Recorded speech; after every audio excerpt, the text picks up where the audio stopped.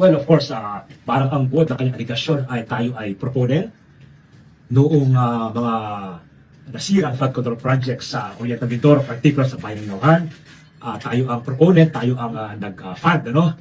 Pero gusto ko lang linawin na ang proponent yan ay walang iba kundi ang DPWH. At yan ay kasama na sa National Expenditure Program or NEP na dumadating sa Kongreso. No? Nanggaling sa Executive Department, sinasabit yan ng Executive Department para talakay ng Kongreso. At doon sa NEP ay nakalagay na rin, naka-itemize na ang mga flood control projects na ito sa Bayan ng Nauhan, sa Baco at iba pa. Nandun na yun. So hindi tayo ang nag-propose noon, pero nandun yun sa NEP. Ngayon, sasabihin, tayo ang nag-finance, technically ay bali sabihin, Kongreso nag-finance kasi yung NEP na yon ay inaproban ng Kongreso at naging General Appropriations Act ng mapirma ng Pangulo.